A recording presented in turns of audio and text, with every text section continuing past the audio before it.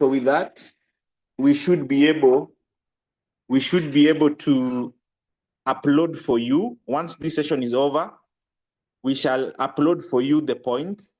So I know previously you were doing self-reporting, you are waiting for certificates, and then you do the self-reporting.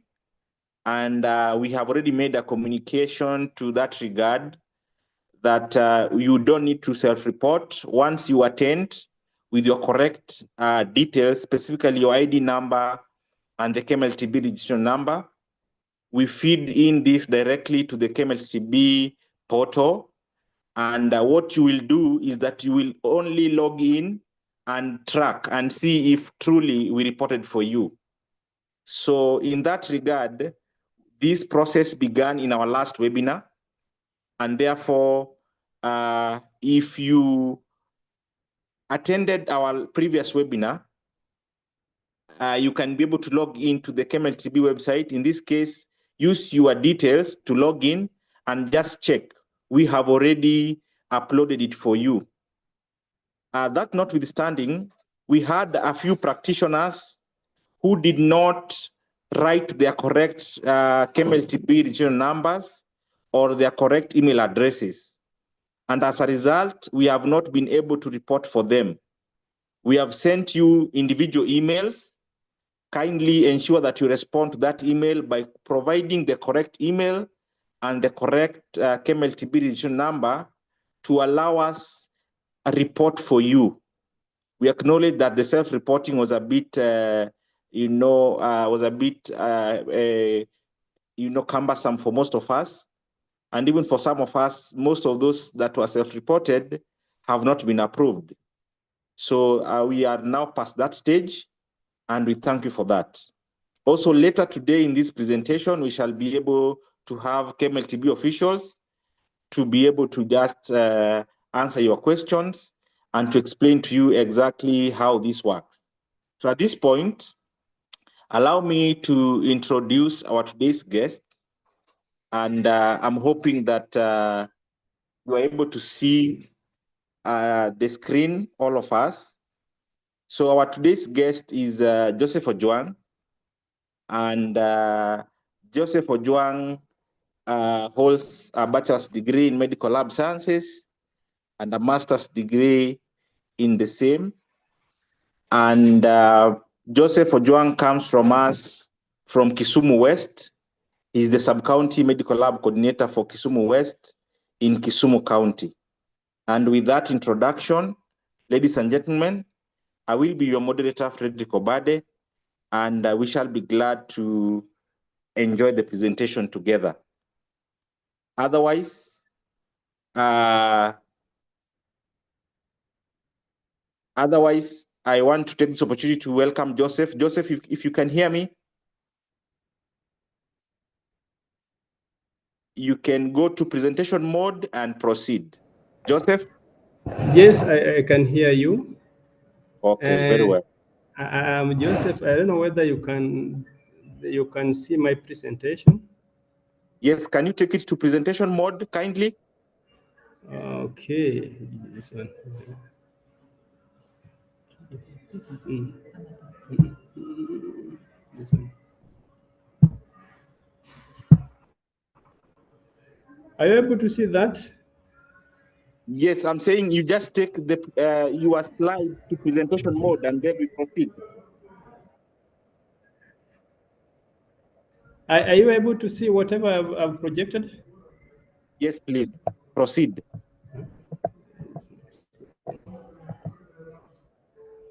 Are you able to see?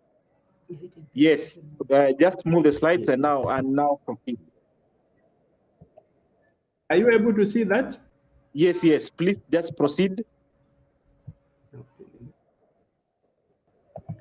Okay.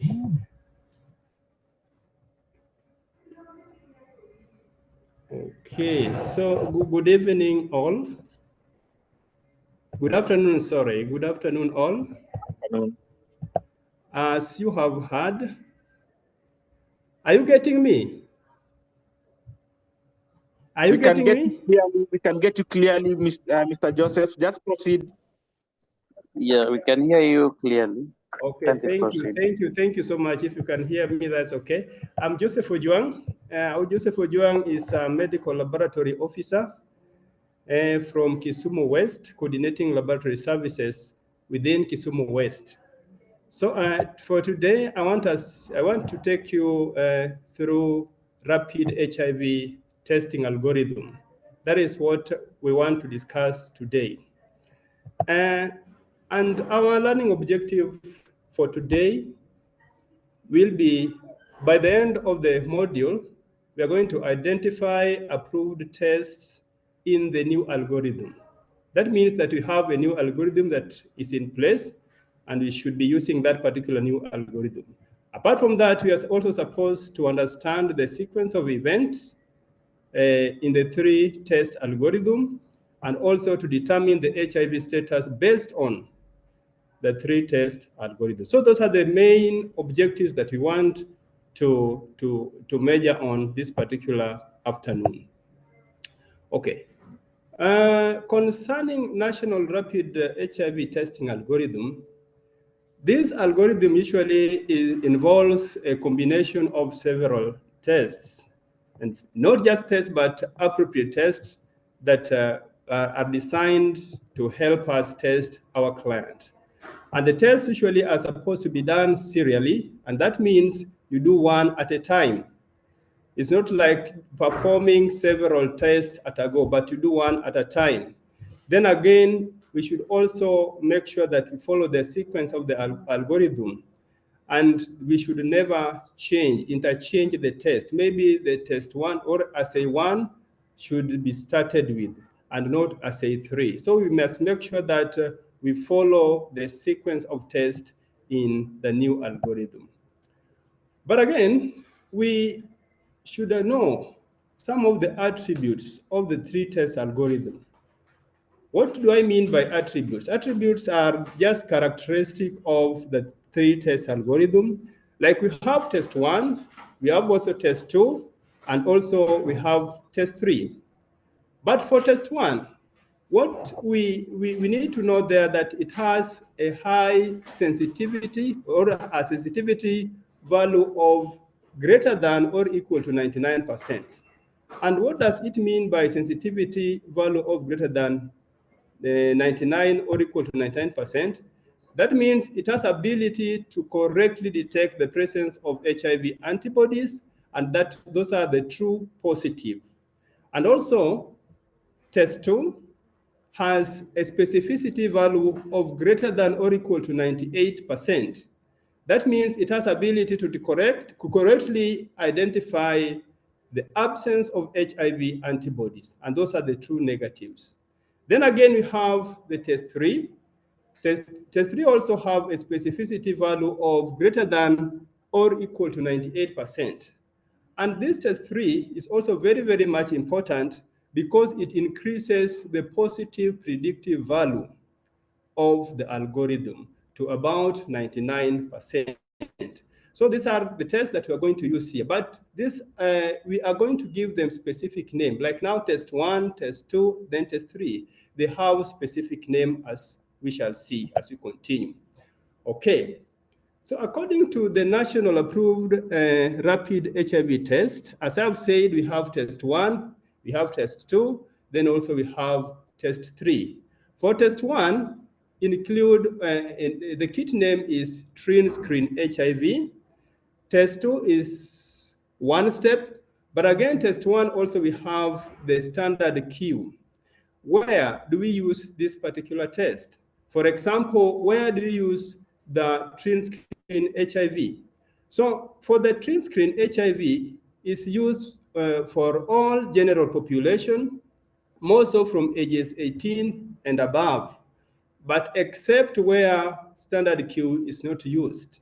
But again, suppose you want also to identify whether an infant is exposed to HIV, you can definitely use it to determine whether an infant is also exposed to HIV status when the mother is not available for testing.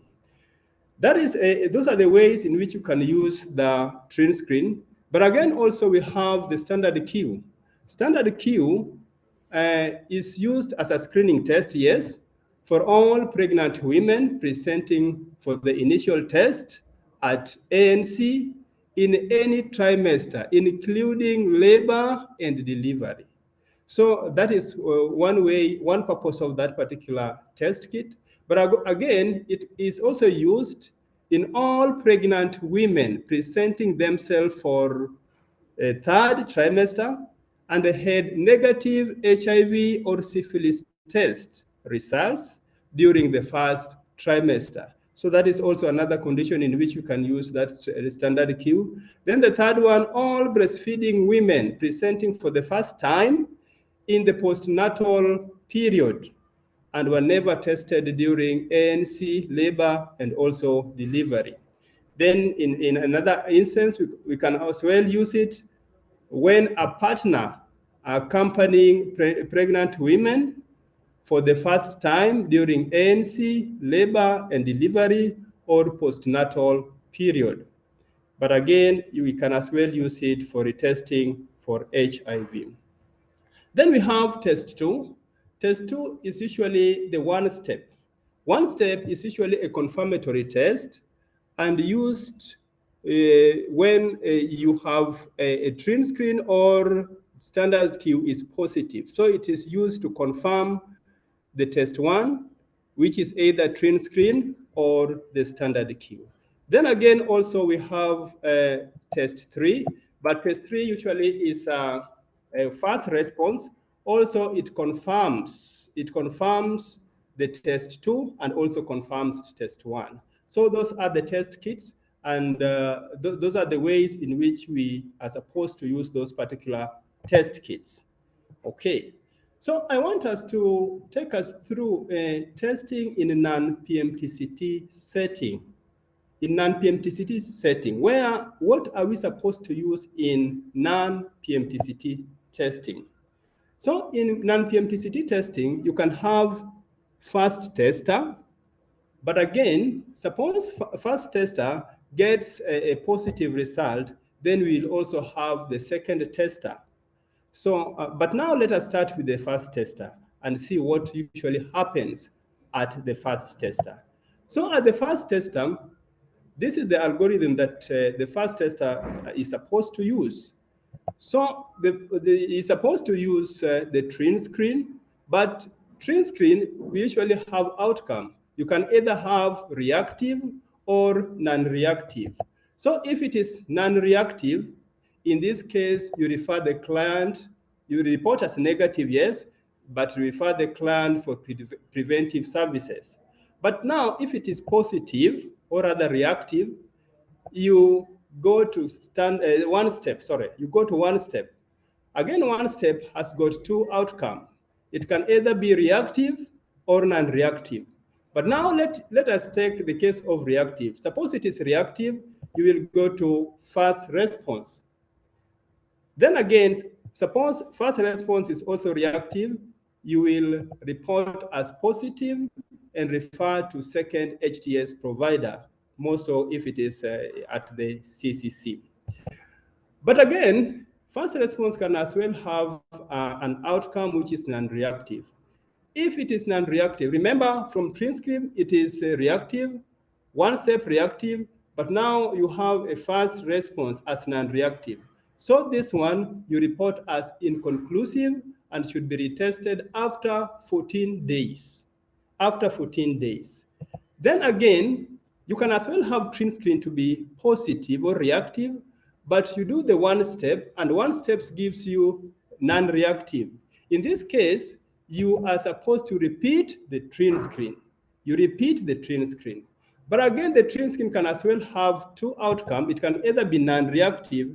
If it is non-reactive, you report as negative and link to preventive services. But again, it can still be reactive. If it is reactive, you report as inconclusive. And this is supposed to be retested after 14 days. But in case now, after 14 days, there is the outcome is still inconclusive. That means you will declare this client to be negative, but advise to come again after 3 months. So this client is supposed to be tested after 3 months. But meanwhile, the client goes with a negative results. But what are some of the causes of inconclusive results? One of the causes of inconclusive results may be early infection. Early infection, and this whereby a person has recently been infected with HIV, their immune system may not have produced enough antibodies to be detected by the test. And remember, the test that we are using is to detect the antibodies. So the immune system has not developed the enough antibodies that is required for this particular test. So in such case, it is recommended to repeat the test after 14 days. Then again, in some instances, during window period, so the window period refers to the time between HIV infection and when the test can accurately detect antibodies or antigens related to HIV. Different tests have different window period, that is also we know. And during this time, result may be inconclusive. So such a person can as well be tested after 14 days. But again, inconclusive can as well result due to testing errors. Testing errors in cases like error during sample collection, handling, or testing, or procedure can lead to inconclusive result. So it is important to ensure that the proper protocol are followed during testing. But again, we also need to note that repeated inconclusive results are most likely to be negative. That is most important. Most of these repeated inconclusive results are most likely to be negative. Now, you have done with the first tester.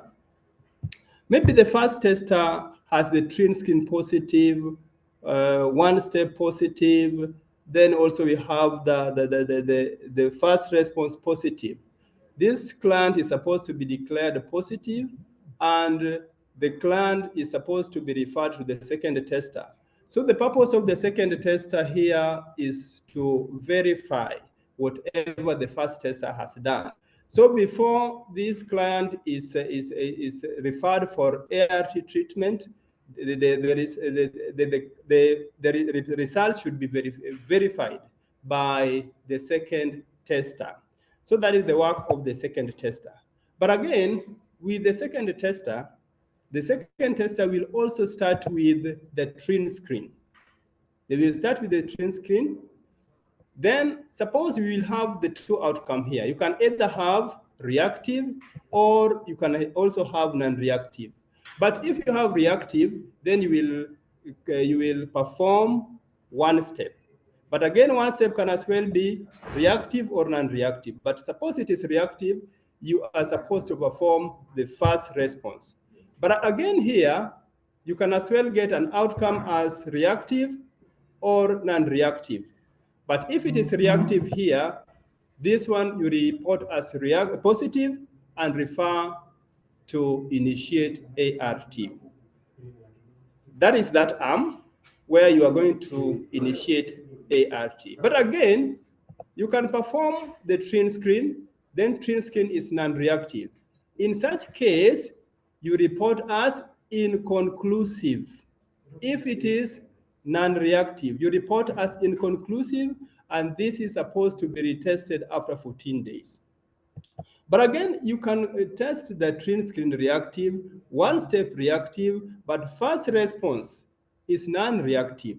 So in this case, this one is also inconclusive, and this one is supposed to be retested after 14 days. But again here, you can also have one step, non-reactive. Suppose it is non-reactive, you are supposed to repeat the twin screen. But twin screen again here will have either the non-reactive, and if it is non-reactive, you are supposed to report negative and link to preventive services. But again, you can also have an outcome where the twin screen is positive or reactive. If it is reactive, then you report as inconclusive, and this is supposed to be retested after 14 days. Supposed to be retested after 14 days. So that is the work of the second tester. But again, after 14 days, the result is still inconclusive. This one you will declare as negative. You declare as negative, and you will repeat it after 3 months. Make sure that you repeat it after 3 months. So I have some probing question here concerning the algorithm that I have just mentioned. So one of the probing questions that I can put across is, what is the sequence of tests in a non-PMTCT setting? What is the sequence of tests in non-PMTCT setting? As you have heard, I have said that we start with train screen, and suppose it is positive, you go to one step. Again, if it is positive, then you go to the first response. So that is the sequence of events. So we have the train screen, then we have the first the one step, then finally we have the first response. Suppose it is reactive. But again, second tester also, you have the train screen, then one step, then you will move to first response. That is the sequence of events. But again, another probing question here that I have. What are the 3 final outcomes that can be obtained after testing using the algorithm? One of the outcomes that we have said is negative. Negative is an outcome. Another outcome that we have said it is positive. And another outcome that we have said is inconclusive. So we have positive, negative, and inconclusive. All those are outcomes of the HIV testing. But we have also another scenario here, the probing question that asks, identify the 3 scenarios that leads to a negative result.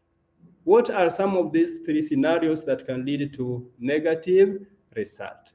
One of them that we have just said is, suppose you've done the train screen and train screen is non-reactive. So that is going to report it as negative.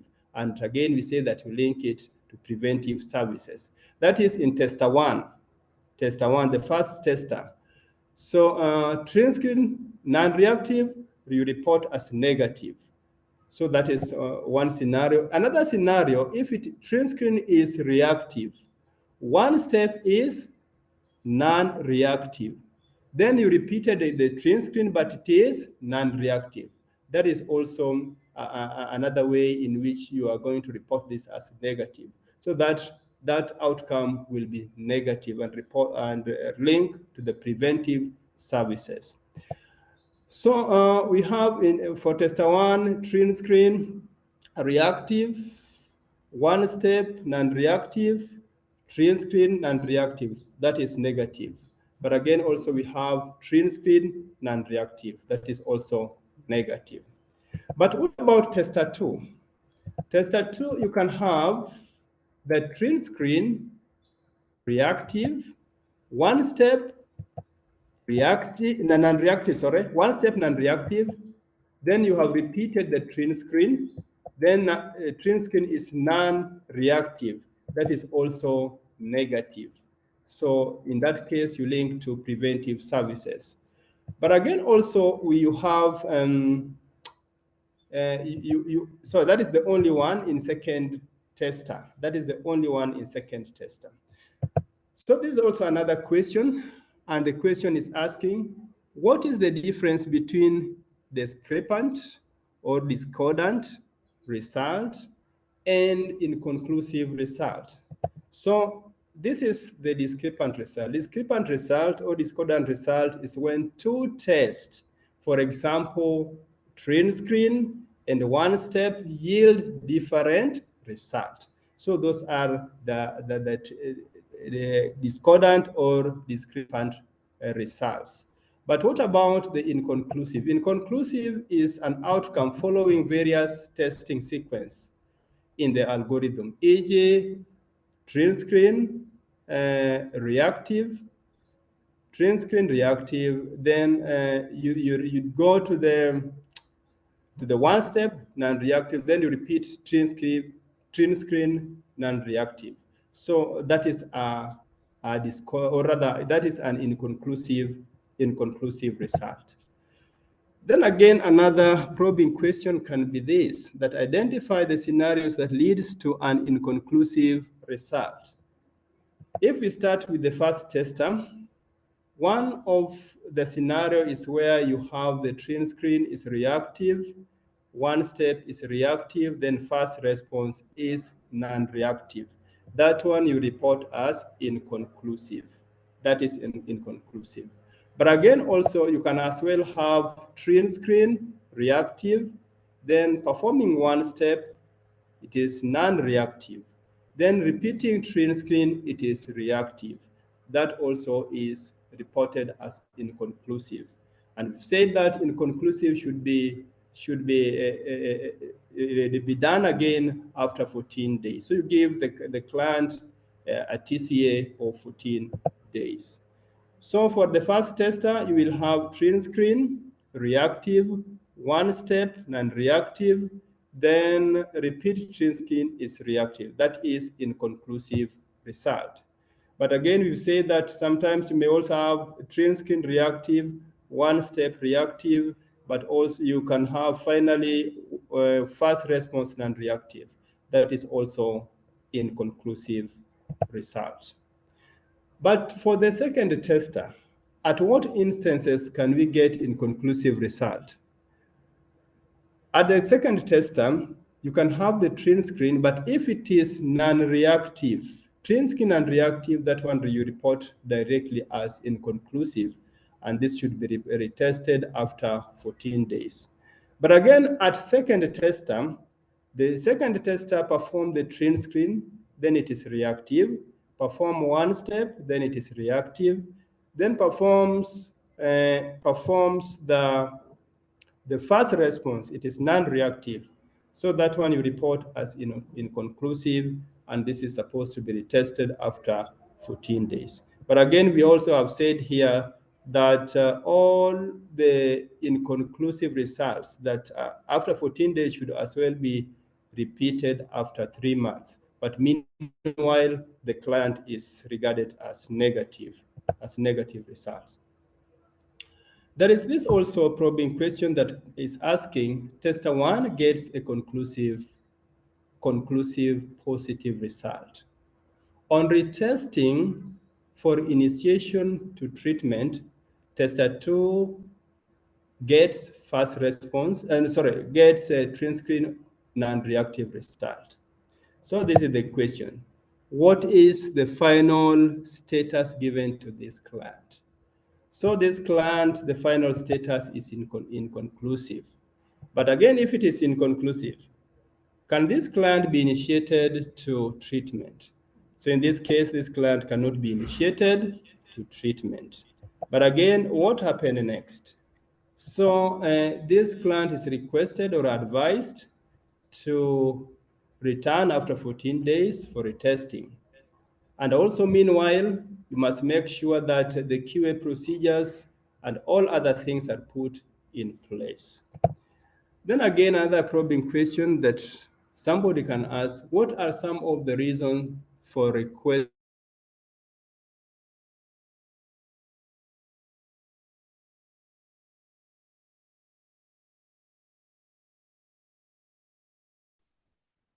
But you will be back shortly. Joseph, can you hear me? Yes, I can hear you. Proceed.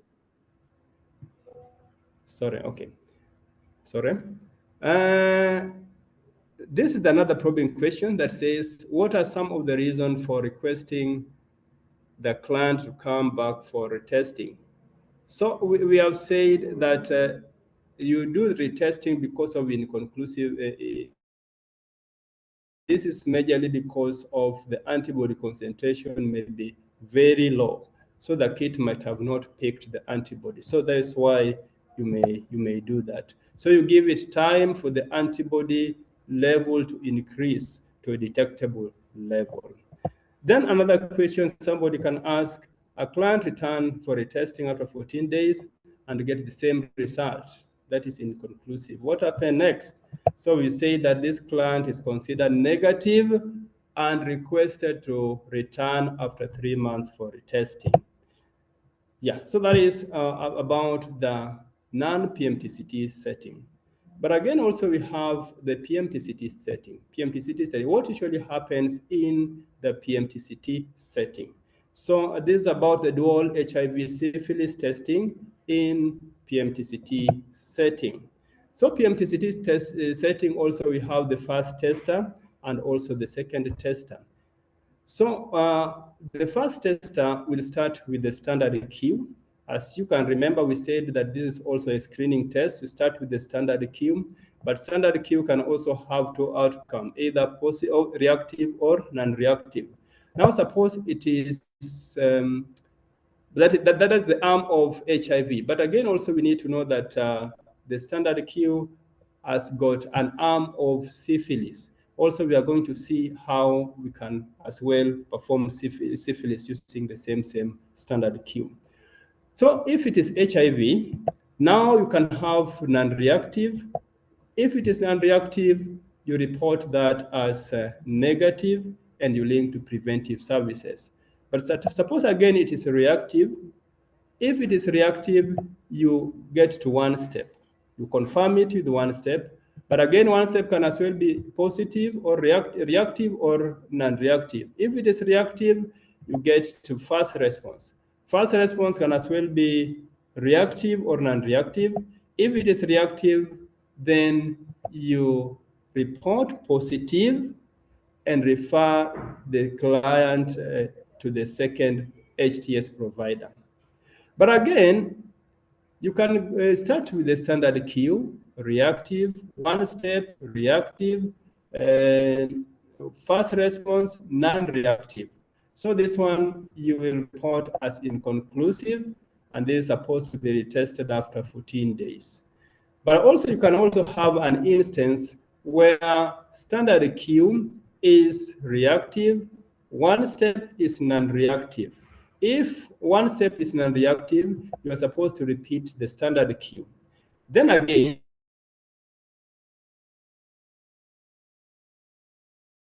if it is non-reactive, then in this you negative and link to preventive services. But in case it is reactive, then you report inconclusive and test after 14 days. Again, I've said that there is another arm of standard care test. Joseph, can you hear me? Joseph? Joseph, can you hear me? I think we've lost Joseph.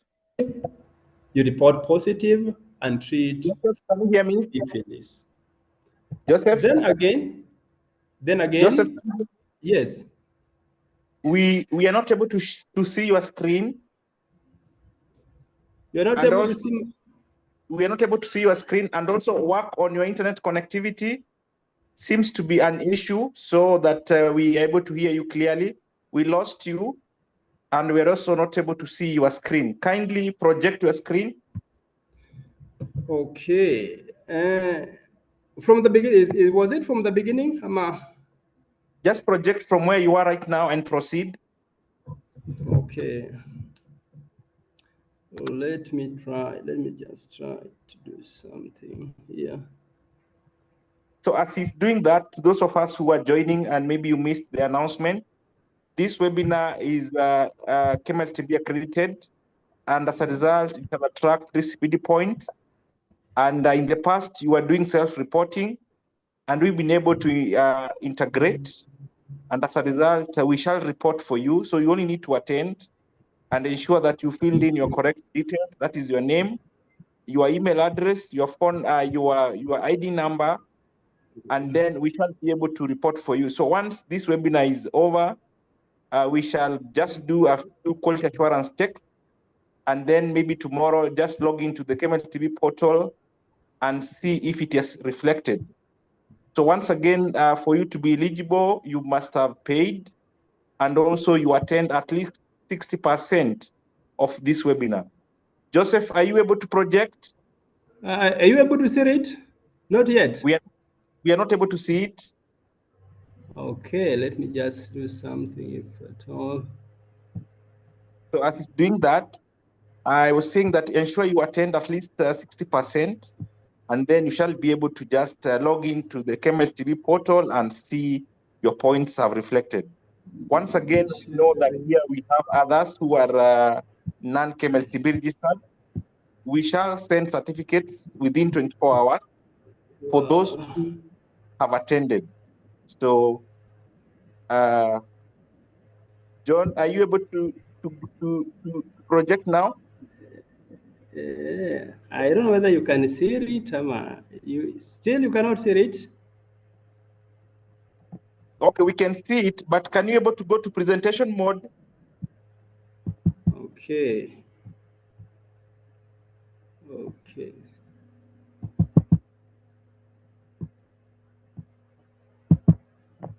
Oh. Something is... We want to apologize for the inconveniences, and we are hoping we are fixing this shortly. We are fixing this shortly, so we want to ask for your patience as we are doing this. Meanwhile, for the webinar that we did on the 25th June, we have been able to report for all the participants. And in case you have not seen that on your end, we have been able to reach out to you specifically to your email so that you are able to correct the number or your registration number. So just check your email in case you are affected and respond as appropriate. Joseph, are you getting challenges that maybe we can project from this end? I think you project from that end. I don't know where the problem is if you can't.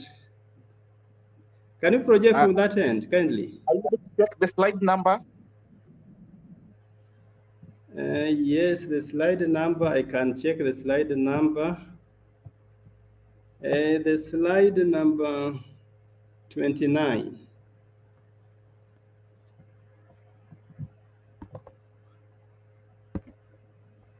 The slide number 29?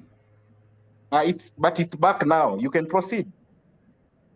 Okay, it's back. Okay, thank you. If you can see it, then thank you so much. Thank you so much. Oh, so I was discussing about the standard queue where you start with the first tester. First tester, the standard queue has got HIV and syphilis. So you can perform the test at the same time, yes, but it will show you whether it is syphilis positive and also HIV test positive. But again, I was at the syphilis where I was saying that it can either be reactive or non-reactive. So if it is reactive, report positive and treat for syphilis. But if it is non-reactive, then you report negative. You report negative.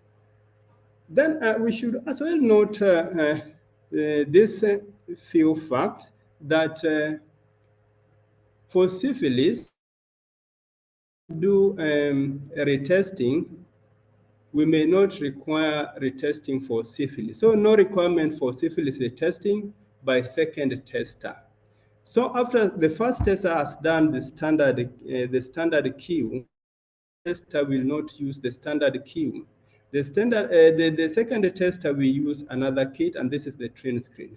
But again, we need to know that any syphilis result is actionable for syphilis treatment. Now, suppose it was positive for standard queue, reactive also for one step, reactive also for fast response. That one, then you refer to the second tester. So with the second tester starts with green screen. The second tester starts with the green screen, but not the standard queue. But now, suppose now it is reactive, then you will confirm it with one step. Suppose one step is also reactive, you confirm it with fast response. But again, if this one is also reactive, then you report as positive and initiate on ART. But again, we can also have an instance where TrinScreen is non-reactive. If it is non-reactive, you report as inconclusive. You report as inconclusive, and this is supposed to be retested after 14 days. But again, you can as well have the TrinScreen reactive, one-step reactive, but first response is non-reactive. This one you report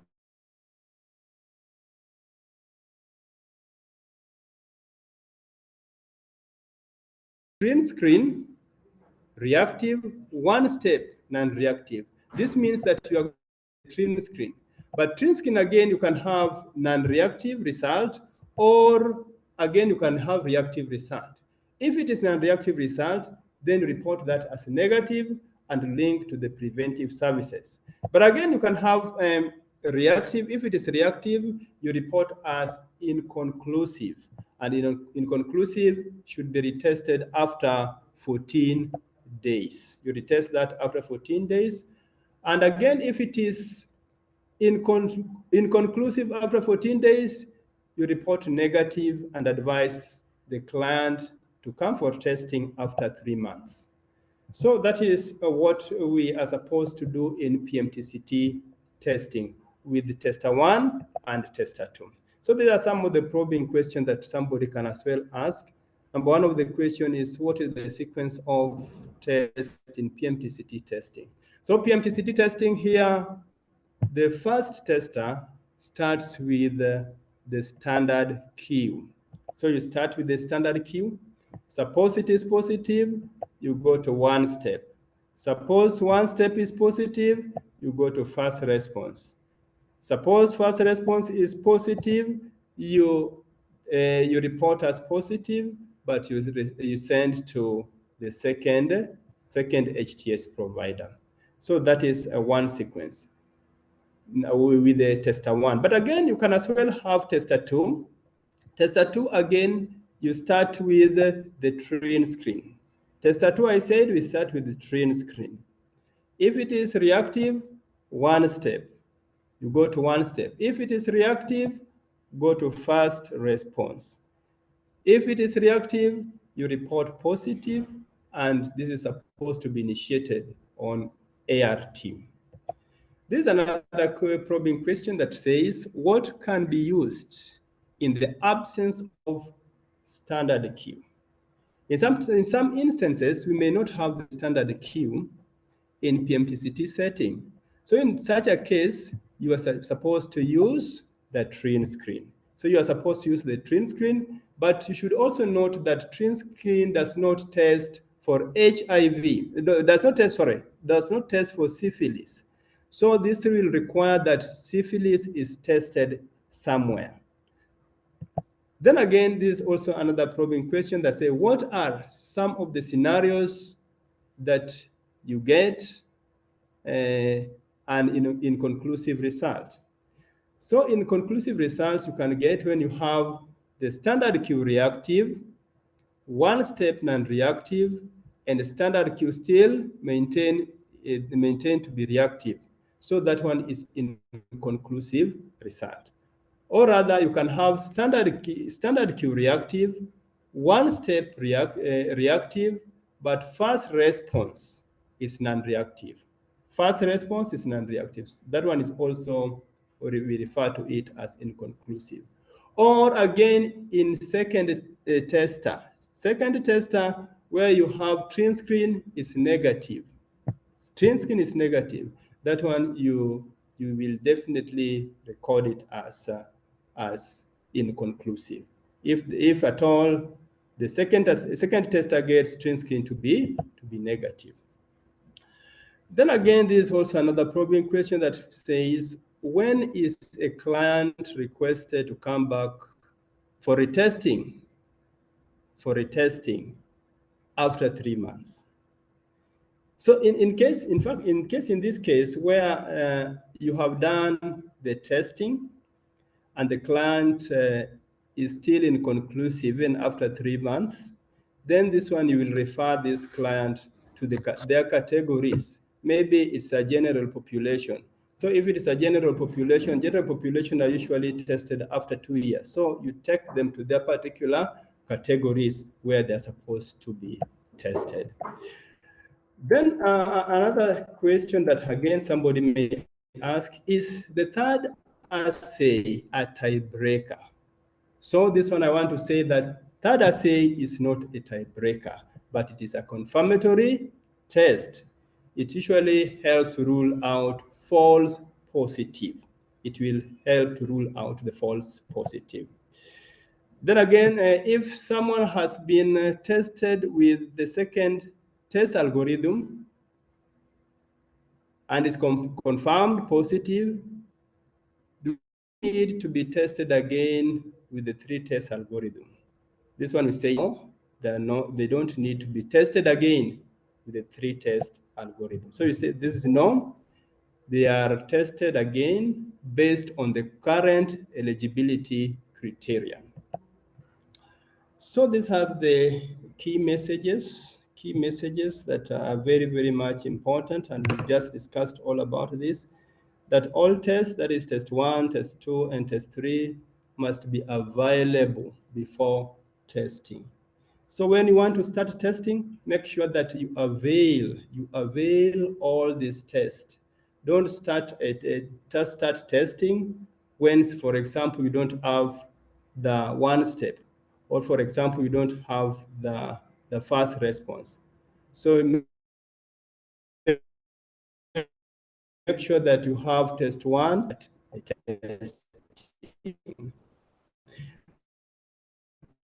Then again, another important thing included as positive. This is only concluded as positive when test 1, test 2, and test 3 all are reactive.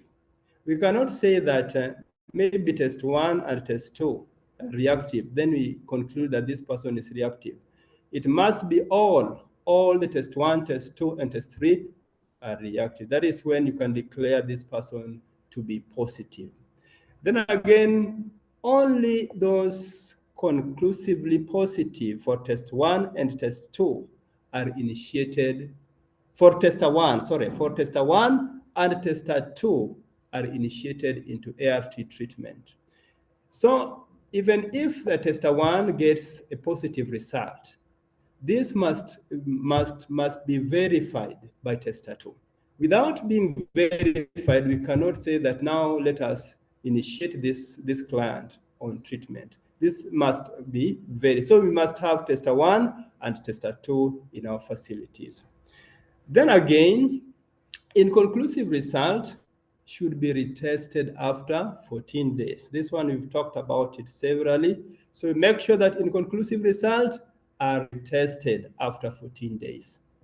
Then another key message that again is very, very much important is if only retesting after 14 days, and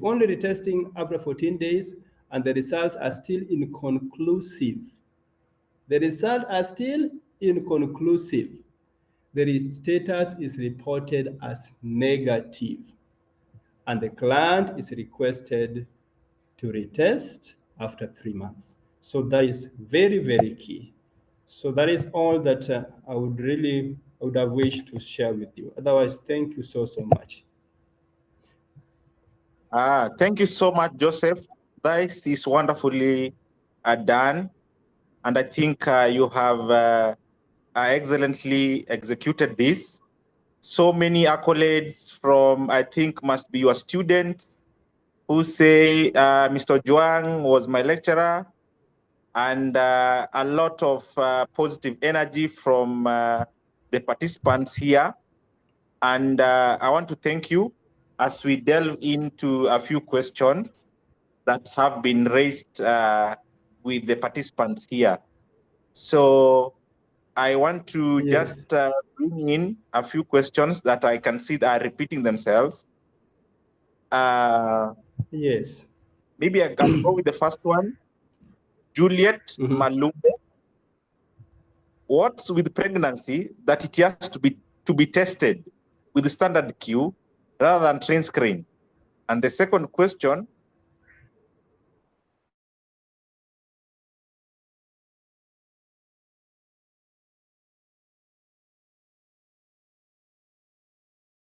losing you. Kindly clarify. And the second one, I've only gotten this first one. The second is saying the TRIN screen insert doesn't recommend use in children less than 2 years old. Yet, I think you can clarify if you said that it can be used to check on infant exposure. Clarify.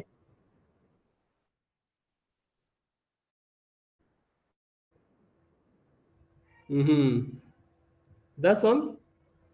That's all. Okay, Juliet is saying, why are we not using the TRIN screen in pregnancy? Why are we using the standard Q but not TRIN screen in pregnancy? I think that is the question, if I've gotten it well. What I want to tell Juliet is that even the TRIN screen also is used in pregnancy.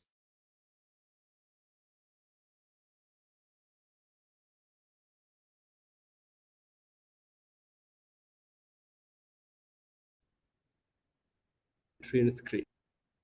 But standard Q has got advantage because it does not only test for HIV, it is also testing for syphilis. That is why we prefer using this particular dual testing. It will be we will be able to know the status of our client, HIV status, and also the syphilis status of our client. That is the reason to why we are using the standard Q as opposed to TRIN screen. But again, what I'm saying here, you can always use TRIN screen if at all you don't have the standard Q. I think that is what I can tell Juliet. Then another question here is rising that is asking me why is it about that why TRIN screen is not used to test children under 2 years of age? Okay, we can only use this to determine the exposure status of this particular infants. Exposure status of this particular infant. But you remember, children of around 18 years and below, 18 months and below, 18 months and below, they have not developed enough antibodies. So what we are using here is antibody test. So we may be missing the antibodies against this particular HIV virus. So that's why we can only use it to determine the exposure.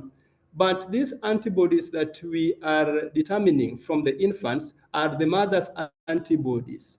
They are not the infant's antibody. So we are testing the mother's antibody from the infant. It does not necessarily mean that the infant himself or herself is having the HIV virus. So that is why we are not supposed to use TRIN screen in children below 18 months. In fact, in children below 18 months. But from 18 months and above, you can definitely use TRIN screen. There is no problem with using TRIN screen. It is used. Thank you.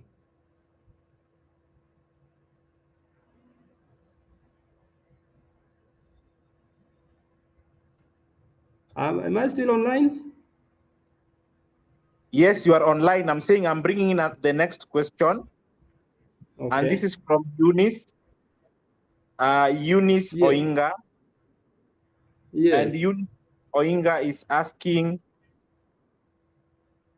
can a PCR sample be taken in case a client is given a TCA of 14 days and still the result turned to be inconclusive? And I'll add that to another question from Bernard Kimeli. Can HIV ELISA be operated in the new HIV testing algorithm?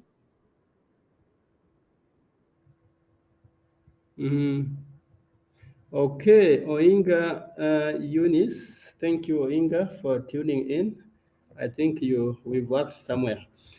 You're asking why can't we use PCR in case we still have inconclusive result at 14 months, at 14 days. Research has shown that even if you have used the PCR, still this test can still return to be negative. And with that wisdom, that is why we are saying after 14 days, the client still maintained to be inconclusive.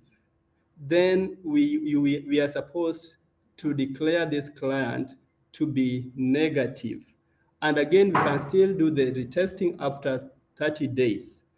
But if still again, it still remains to be inconclusive, we will declare the client negative, but put them at their categories. Where there are some, we can put them under general population. It depends with the client. You can put some in general population, where general population is 2 years.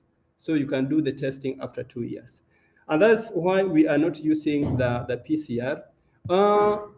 Earlier, with the two-test algorithm, that is when we were using the determine and the first response, we used to take the PCR, but most of the results after taking the PCR turned to be negative.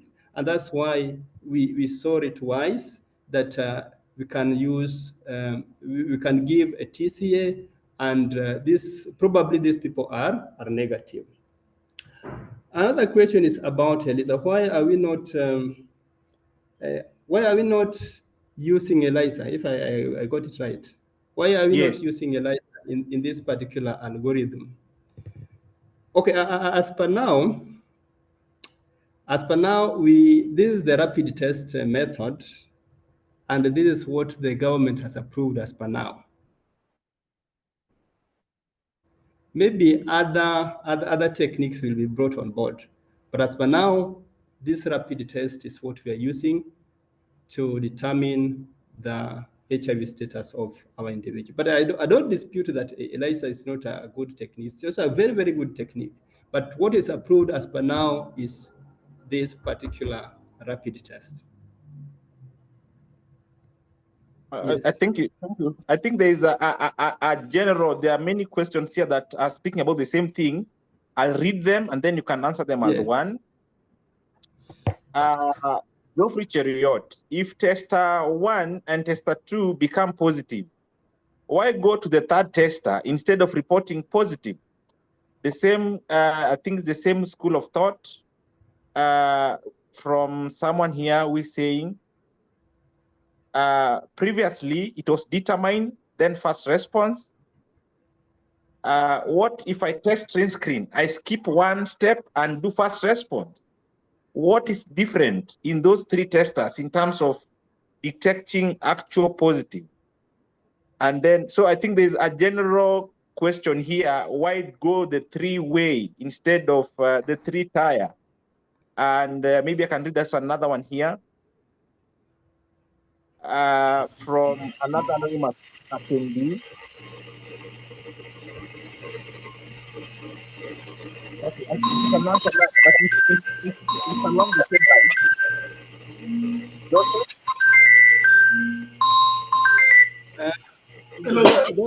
I'm losing you. Somebody's phone. You may join more now. Okay. So, yes, Judge. Maybe you may join more. Yes. I hope you are getting me. Abdi, can you hear me? Yes, yeah. I hope you are getting me. Joseph? I've just joined now. Abdi? Yes. Abdi? Come to good. Abdi, just mute for a minute for Joseph to answer this last question. Then you can come in. So, Joseph, you can proceed. Yes, the question is about why three-tier? Why are we not using the two-tier? So when we started, we talked about sensitivity of first test.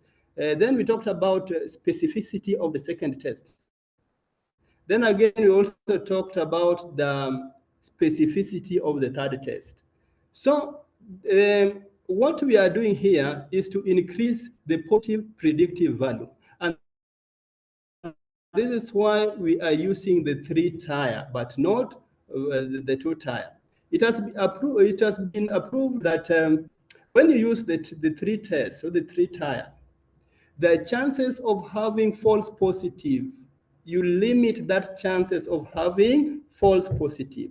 And that's why we prefer the 3-tier is preferred to the 2-tier, because you have increased the positive predictive value. And that's why we are doing that.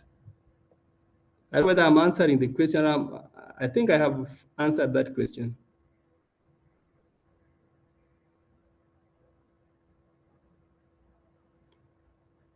Thank you so much, Joseph. Hello, and am I still to all on? Yes. Yes, you can hear me. I'm saying thank you so much, Joseph, for I can get you. having you on board.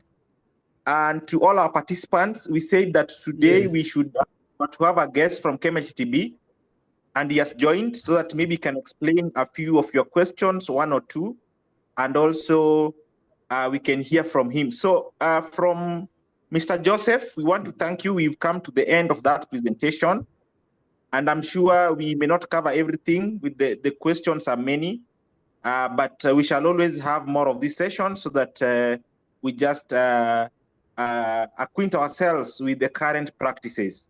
So Abdi, if you can hear me, allow me to introduce Abdi from KLTB at this point so that he can address a few of your concerns. I can see you have so many concerns regarding the KLTB, especially in terms of CPD. So Abdi, if you can hear me, you can introduce yourself and then you can explain this integration, what members need to know.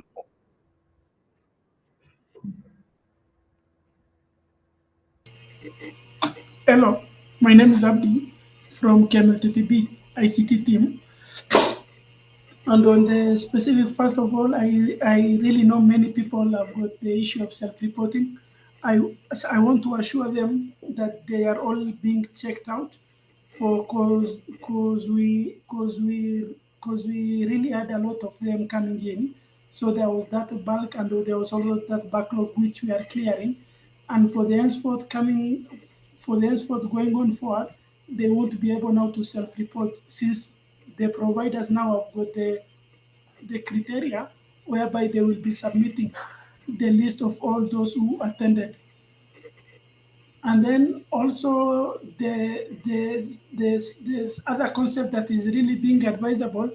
For example, when signing in through LMSK, you should ensure that you have given your correct registration number and your correct ID number, since they will be the one after since when LMSK will be submitting the list will be validating on registration number and the ID number to give the point automatically. Also on the issue of specifically signing up, I really hope those who have joined the webinars have got the valid license 2025. Because when they'll be trying to signing up on our portal, for example, you did not renew 2024 and also 2025, you won't manage to go through the portal since you have got a pending years for 2 years. So we really advise our professional to ensure they are up to date on their license renewals. And on the other aspect is the email address. Most of our professional email address are they have not updated it in a long time. So some of them have faced challenge and they have been sending the ID and email address to 0706 110 110 since, and we have really make sure we are prompt and we do assist them when they do send their detail instantly.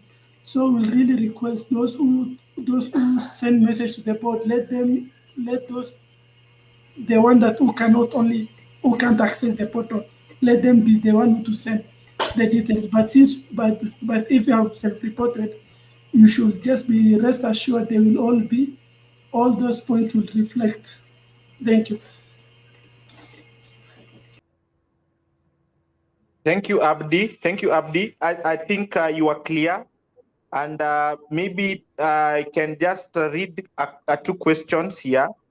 I think Abdi is clear that ensure that from our webinars LMSK, you input your correct KLTB registration number and the ID number so that the system is able to validate and credit you with the 3 CPD points. So I want to ask Abdi a few questions that have been brought here by members.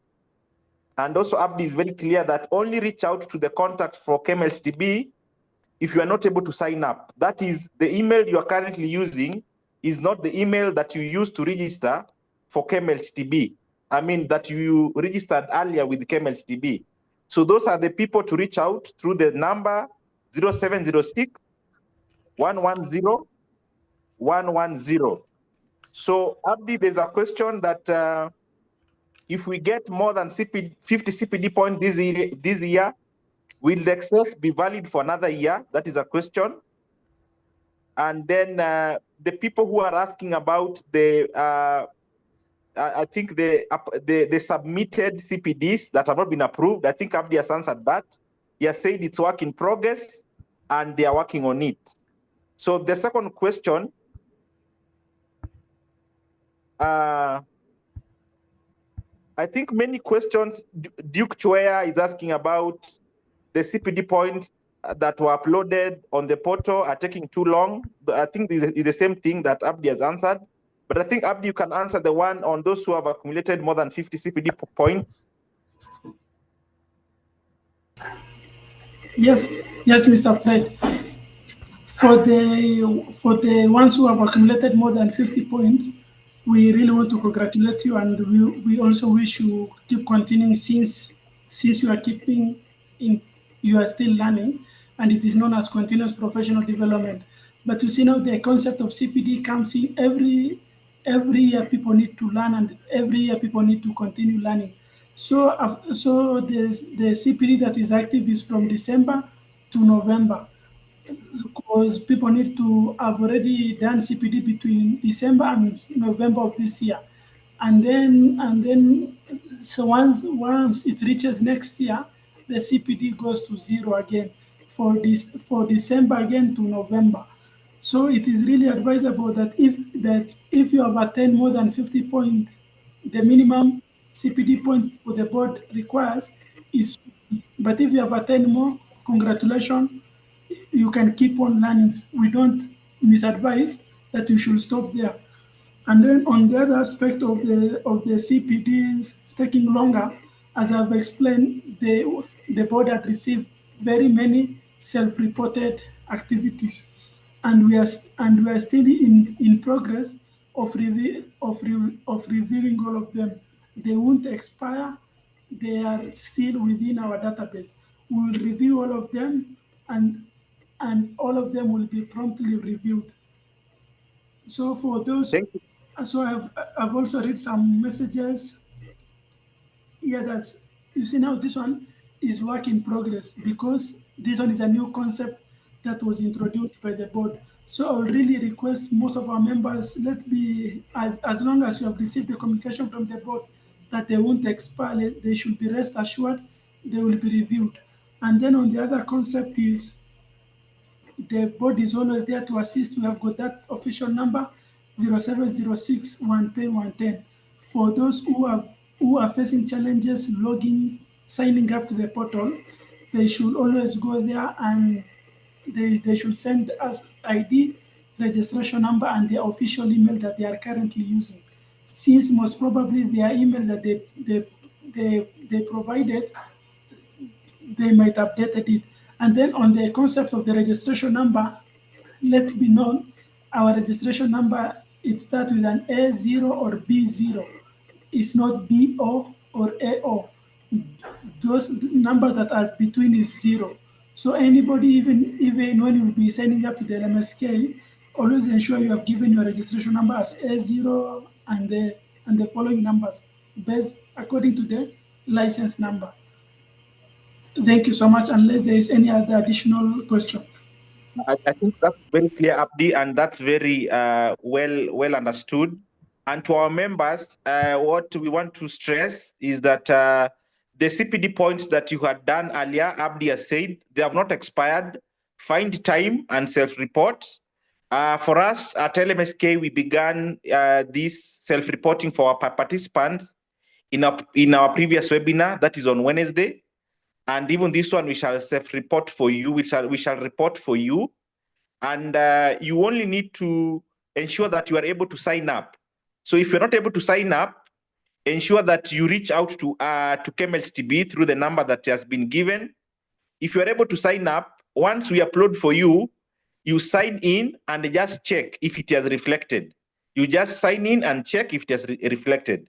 Otherwise, team, I think Abdi has answered these questions very well, and Abdi has pointed out all your decision numbers are A0. If there is no A or B0. But Abdi, there's a question that there are some numbers that start with MM. What about them?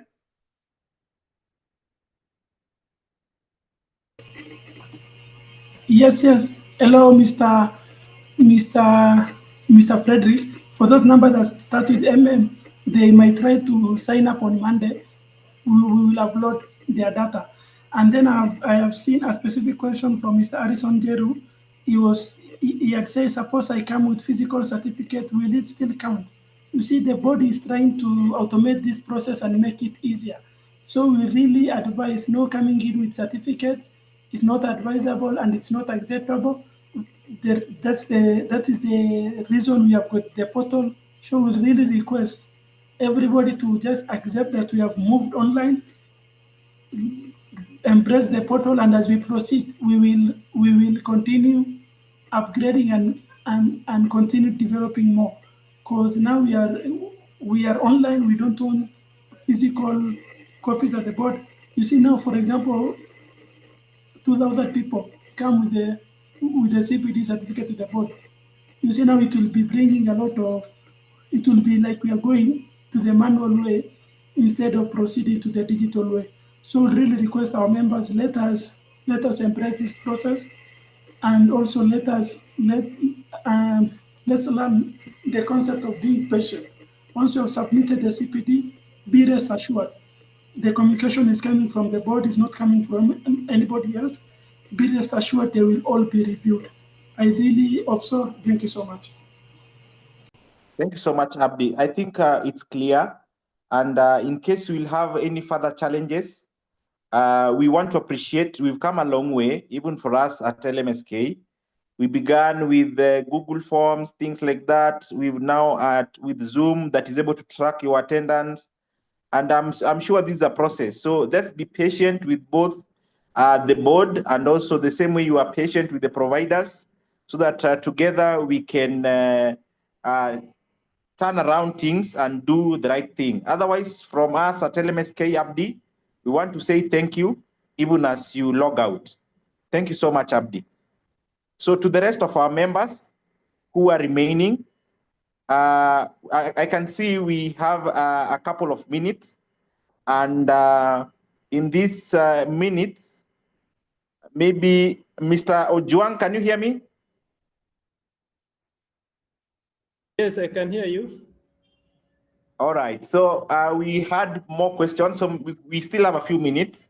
So maybe you can answer a few before we just bring this to a close. And then we call it a wonderful, successful webinar. So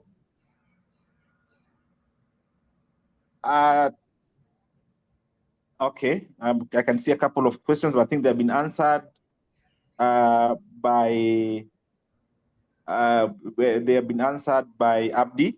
So back to what we were asking, we are sorry we had to bring in KLTB to just clarify. This is a completely new process, and we are all trying to learn. So,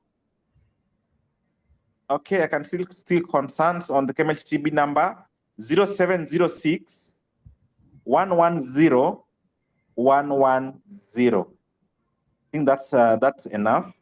So, Mr. Joseph, if you can hear me, yes. Someone is asking, do we still use determined kits?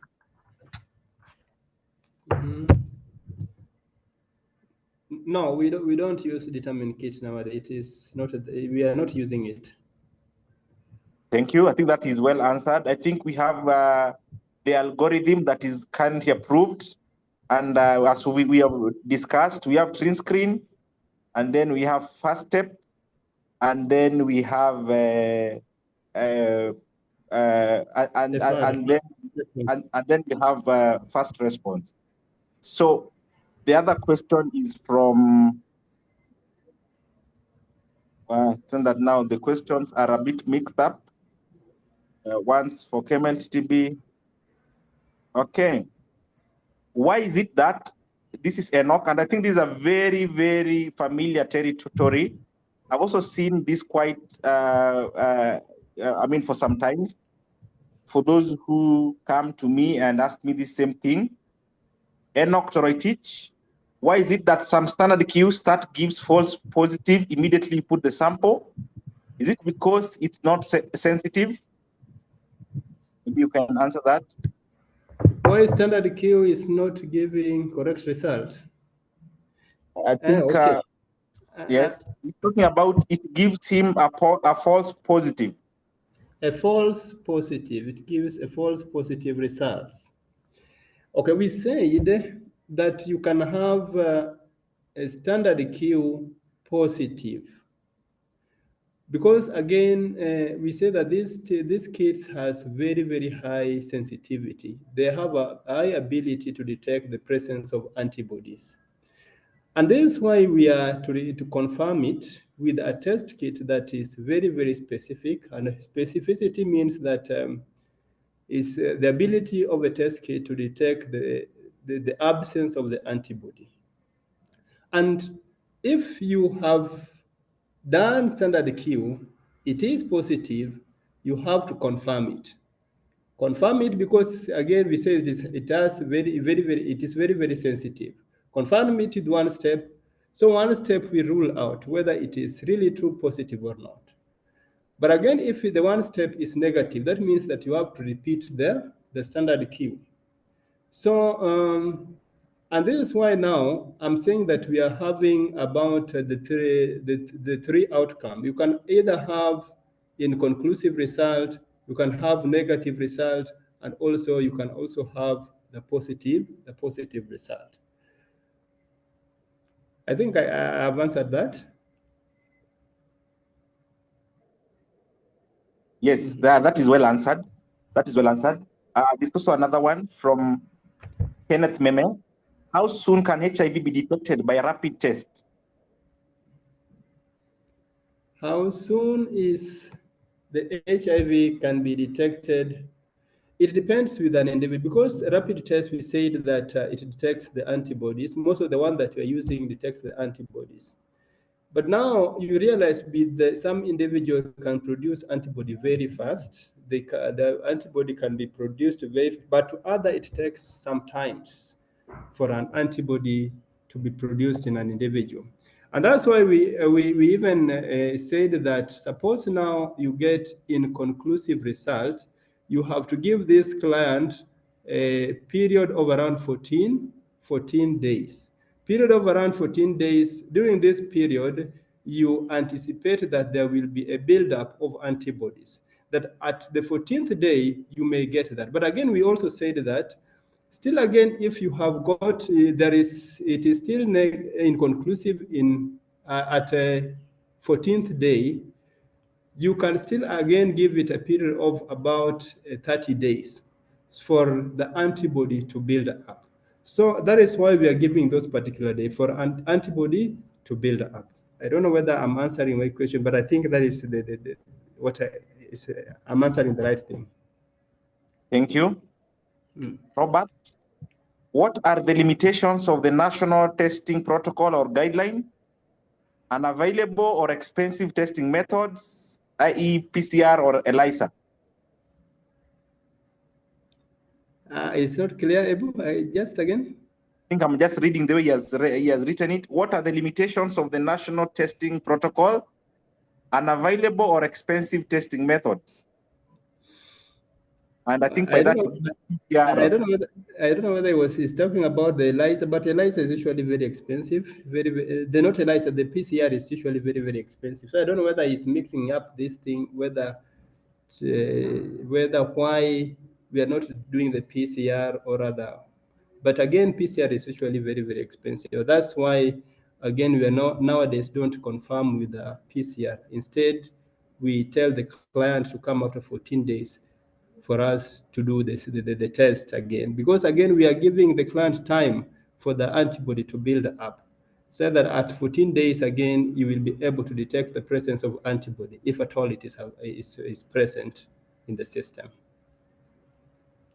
Thank you. Thank you for that. Yes. There's a question from Abdifatah Abdullahi. If you don't have one step, can you use determine HIV kit? We have moved from the 2-test algorithm, and what we are doing is the 3-test algorithm. In the 3-test algorithm, it is spelled out very clearly that we are supposed to use the TRIN screen, but not to determine. So you cannot use determine in this case. It is like you are mixing the two algorithms, which may not be very, very good. So we must stick to the new algorithm, that is the 3-tier algorithm. Thank you. Martin Jogona, can inconclusive results be also be attributed by other viral proteins material like HSV? Okay, what we have said from the beginning, we said from the beginning that this test is, the screening tests are very sensitive. In fact, I'm just repeating this severally. These tests are very, very sensitive, such that even they may pick even other antibodies. And that is why we are doing the confirmation with a test that definitely will give you a true negative. Like now, the one-step gives you true negative because of its specificity. The same also applies with the fast response. So there is likelihood, yes, there is likelihood that even the screening test can pick up other things that are not actually the HIV virus. And that's why we say you must confirm. Thank you so much. Job Otieno, he has 2 questions. Why give a negative result to an inconclusive test? And the reason for inconclusive is early infection. The second question, do rapid testing really give us a true negative, having in mind this window period? Okay, why in giving inconclusive results? Why do you give inconclusive results? Okay. You know, this thing just revolves around the sensitivity and the specificity.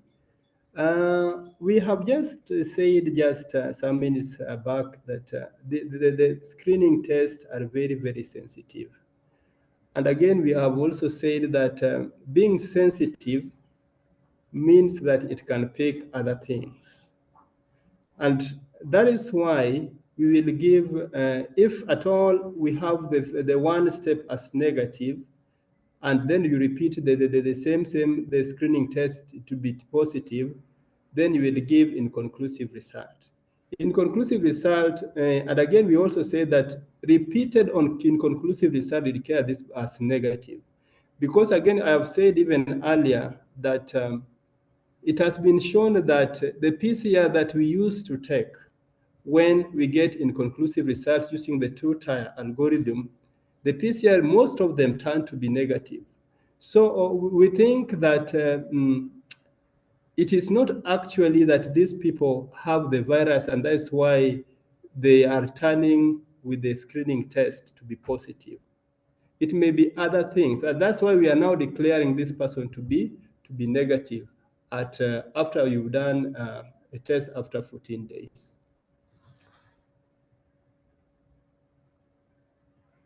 Thank you so much, Joseph. Thank you for that. Yes. I think there's a question, and maybe I can read it. And this is from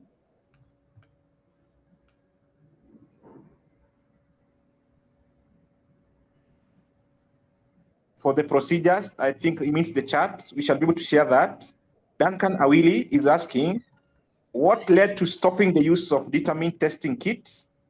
And then there's another question from anonymous attendee. What's the best way to give an inconclusive report to clients without making them feel, I think he means scared? why have we decided not to use the determine test kits? That is about the two-tier algorithm. The two-tier, in fact, determine, if you look at the sensitivity of determine, is just more or less the same as that of the screen, around 99% sensitivity. But again, also, we talked about the increasing positive predictive value. Increasing positive predictive value, that is why we are now bringing in these other tests that are actually have high specificity of around 98%. So because of that, it decreases or it increases the predictive value. It increases the predictive value, positive predictive value, and hence you will realize that you prevent false positive results. So that is what we want to prevent, the false positive result, because we said that the third test kit increases the predictive value, the positive predictive value, such that at the end you're giving your client the result that really is his or her result. Then our question was about, if I can, another question was about what? I can't, oh, I've captured only that. Yeah, I think there are still more questions, and I think most have been answered. I think there's some that has not been well understood by some of us, because they're still asking where, like Kibet Charles is asking, where does determine test fall in this new test algorithm? I think they need to understand that we no longer use now determine. I think that should come out very clear, because I think the issue of determine is reoccurring, and then let me just bring in this question from. This is from. Okay, issue of stock out. Someone is asking about prep. Okay, that may not be very relevant for this session. Hannah Gitonga, my question is how it happens whereby you do a duo testing, now standard Q, it turns positive, but when you do train screen, it turns negative. And you decide to repeat the duo testing, now standard Q, and it turns negative. What could be the problem? I think, Daktari, also you need to insist on the timing and the protocols, because many people leave kit or they perform a test and they don't use the protocol, the SOP. But maybe you can just address that. Yeah, that's also one of the challenges that, again, I believe, in fact, we mentioned something like maybe somebody is not following the right protocols. Like now, how much of the sample are you collecting? Are you collecting according to the manufacturer's direction? So if you are not collecting the sample as per required, then definitely you may not get the right result. But also, again, the timing is also very key.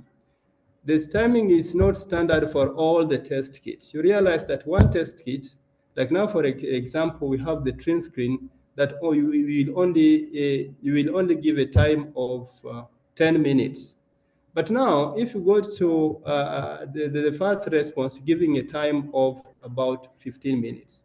So if you under time, definitely you are going to get wrong result. Again, if you overtiming also you may end up also getting the wrong result. So what I may want to say here, that we need to follow the procedure. In fact, the procedures I've not talked about. I was more emphasizing on the algorithm, what to follow, what next to follow. But again, there is the part of procedure. We actually need to follow the correct procedure. If we don't follow the correct procedure, there are high chances of getting the results that are not right result. But again, also, apart from procedures, how do we keep our kits? Where do we keep our kits? Do we monitor the storage temperatures? Those are some of the key. Maybe the kit that you are using has lost its potency because of the storage condition. We must ensure that we store the kits as per the manufacturer's direction, because high temperature definitely destroy these particular kits, and they will definitely lose the potency. So we need also to check at the storage, the procedure, and again, one of the most important thing again, when we receive our kits, do we perform the QCs? So again, we need to have the QC material to perform, to establish whether the kits that we have received, are they really working, or these kits are not working? So those are some of the preliminaries that are very, very key when handling the kits. Yeah.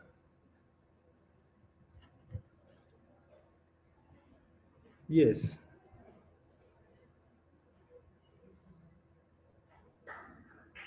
Am I still on?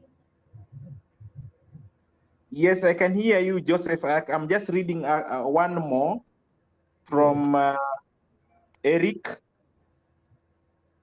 This should be Eric Saranga. Yes. Okay. Okay, there's still more questions, but let me just bring this from. Okay. Okay. Well, I think people have not understood the protocol because someone is still asking about green screen, if you can use it. Instead of determine, I think this determine is really in people's mind and people have an attachment with it. But I think we have addressed that. Let me read this from Eric Saranga. What is the best sample for this test? Because what I have witnessed is that the results tend to differ when one uses serum or plasma instead of whole blood or capillary blood. I beg to disagree. It all depends on somebody's technique. How have you done your techniques well? You need to do the techniques well. It is not about the sample that now that I'm using serum, so I need to, the serum is going to give me better result as compared to the blood. Both of them should give you the result and good result. Suppose you have run the test very well. So the most important thing here is that we need to put every quality measures in place. Make sure that every quality measure is put in place when you want to run a particular sample. But we don't prefer blood to serum or blood to plasma. Both of them should be able to give us the right result, provided that you follow the protocol, the quality procedures that you are supposed to follow in performing a particular test. So there is no preference between the two. There is no preference between the two. Thank you, Joseph. I think, team, we have so many questions in this line, and I think it's in our interest that we shall arrange or plan for another session that will involve testing. Today, we are just talking about the algorithm because I'm seeing there are a lot of issues regarding this test kit and the testing protocols, because I can see a lot of concerns. Someone is still asking how long should we read the results? I think for every test kit, it's unique. And maybe most of these questions will be handled when we shall be dealing with the second part, which will be on the testing. And also, we shall also do a part that talks about CQI and the role of the lab to ensure that quality assurance is achieved. So I think up to this end, allow us to bring this to a close, team, and invite Mr. Joseph for his closing remarks. It was a wonderful session. You've all participated. You have many questions.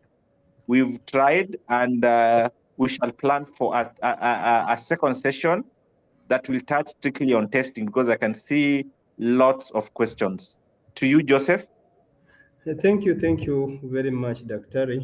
What I want to say is I want to thank everyone for taking their time to listen in. And I've realized that there are several gaps that we have concerning HIV testing, rapid testing. I have also to appreciate you, the team that has given us this platform, at least to share the knowledge with our colleagues, because this is very, very key, something that is building us together. And what I also realized that we still needed to engage more on HIV testing, not only the procedures, but also how do we capture this in our tools that we usually have in our facilities. So those are some of the things that, again, I think are very, very much key. But I just want to take the opportunity to appreciate you all. Thank you so much. Thank you, and God bless you.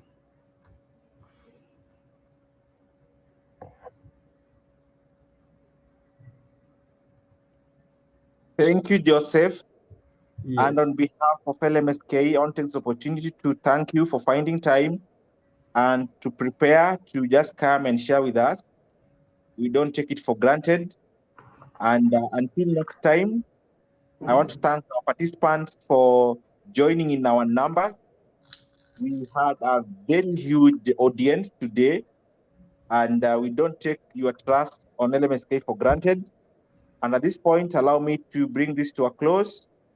And as I had said earlier, we shall report for you, those who have attended, and you will receive your certificates for your future reference and records. Thank you very much, and enjoy your weekend. Thank you.